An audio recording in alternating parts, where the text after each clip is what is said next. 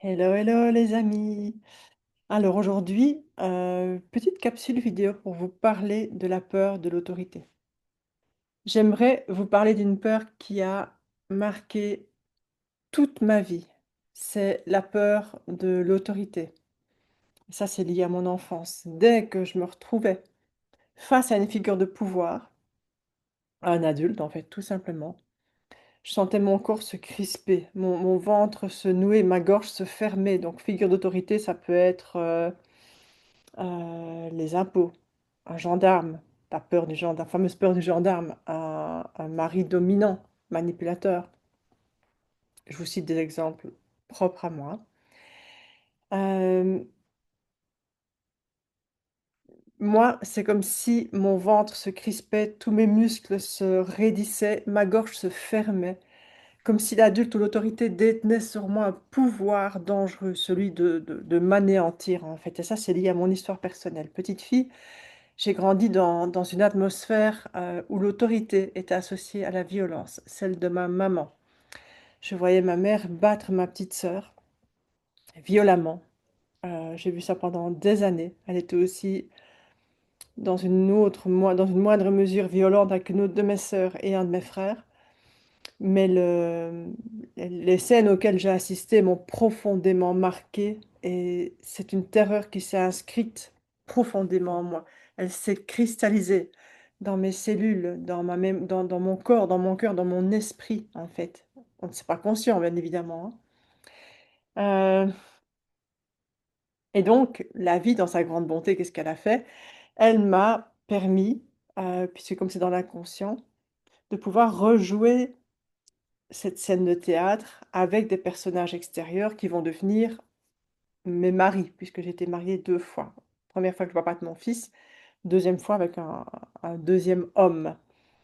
Et donc les caractéristiques, en tout cas, ça a été souvent la même chose, des manipulations, violences psychiques, pas physiques puisque moi j'ai pas été frappée, mais violences psychiques, domination, hem et manipulation, oui ça je l'ai dit. Donc j'avais l'impression, en fait, d'être, une petite fille dans un monde d'adultes dangereux, incapable de dire non, incapable de prendre ma place. En fait, je vivais complètement coupée de moi, figée, tétanisée à l'intérieur de moi. De voir ma mère battre ma sœur, d'avoir cette terreur comme ça, d'avoir un papa qui il n'était pas là quand ça se passait, mais qui, n'était pas soutenant parce que ce sont des choses qui se savent au bout c'est pas que ça arrivé une fois, c'est arrivé pendant des années et donc de ne pas avoir le soutien du masculin en plus, ça m'a vraiment mis dans une insécurité profonde et cette insécurité profonde, elle m'a poursuivie toute ma vie, jusqu'à il y a pas encore longtemps et puis il y a un point de bascule. Ça a été mon deuxième mariage, qui a été pour moi un moi, je l'ai vécu à l'époque comme quelque chose de terrible, de qui allait quelque chose qui allait me détruire, me tuer, mais vraiment. Je pense que la personne elle-même ne s'est pas rendue compte à quel point ça avait pu me toucher, mais bon, voilà, peu importe. Moi, ce que je veux vous faire comprendre, c'est que, ça m'a tout droit menée en thérapie. Donc j'ai fait 5 ans de thérapie psychocorporelle après ce deuxième mariage parce que j'étais complètement démontée, déstructurée, perdue. Donc je suis arrivée en thérapie, je me souviens comme si je représentais une boîte de 10 000 pièces de puzzle et que je prenais la boîte, que je jetais les pièces de puzzle, en l'air, que tout retombait sur le tapis, que j'ai dit à la nana: «Ben voilà, maintenant il faut tout remettre dans l'ordre. Il faut tout remettre dans l'ordre».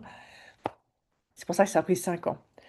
Heu, Cette traversée, ce travail thérapeutique m'a permis de me reconnecter à mes sensations, à mes émotions, à mon corps en fait, donc à ma magie, à mon corps, ce sont mes émotions, ils sont logés, c'est le siège de mon subconscient. Donc elle m'a offert, cette nana, les clés, les clés de ma guérison.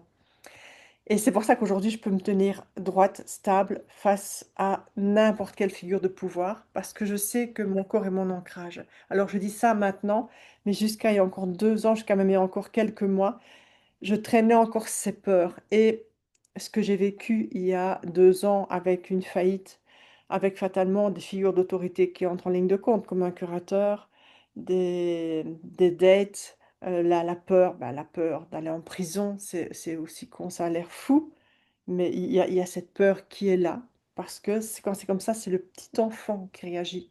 C'est pas l'adulte, en fait. Et donc tout le chemin que j'ai fait, ça a été d'aller rencontrer mon enfant intérieur. Et l'enfant intérieur, c'est quoi? Vous allez le voir quand il y a des peurs. En fait, quand les émotions sont exacerbées, incontrôlables, c'est l'enfant intérieur. Parce que l'adulte, lui, quand il est construit, n'a pas besoin d'entrer dans des peurs ou des colères ou des chagrins incommensurables. Ça, c'est l'enfant qui se comporte de cette façon-là.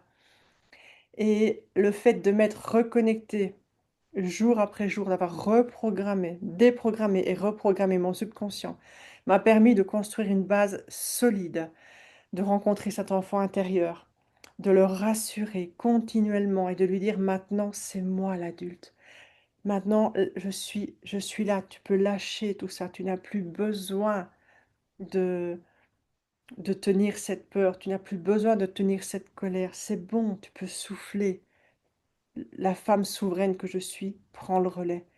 Et tout de suite, ça s'apaise, mais très, très rapidement. Il y a un switch qui se passe, c'est juste impressionnant.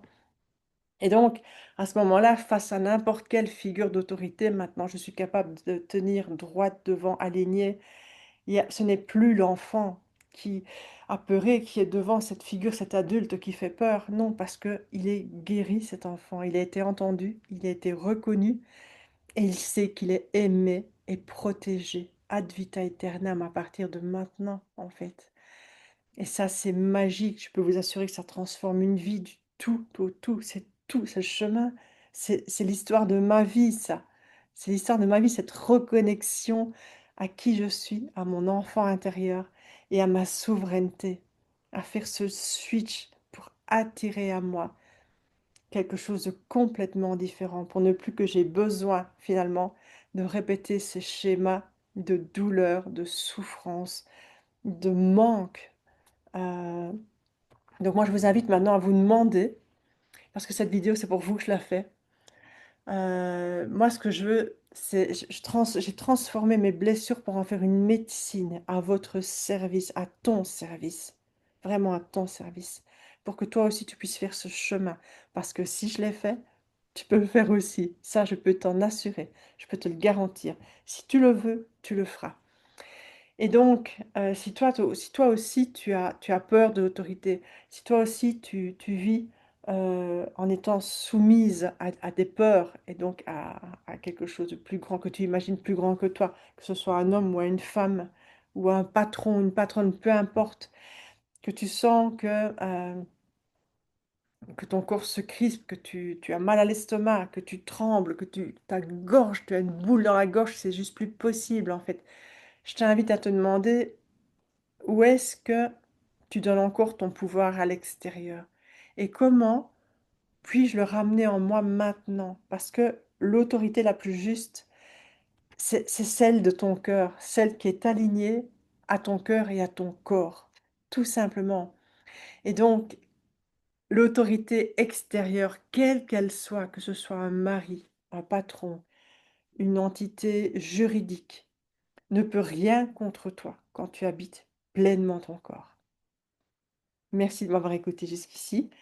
N'hésite pas à commenter, n'hésite pas à venir vers moi. Tout mon accompagnement porte sur cette transformation, cette transmutation de l'enfant intérieur, de je suis une petite fille ou un petit garçon complètement apeuré et je veux devenir un adulte souverain, souverain, de capable de créer ce qu'il veut voir advenir dans sa vie. Ni plus ni moins. C'est extrêmement puissant. À très bientôt.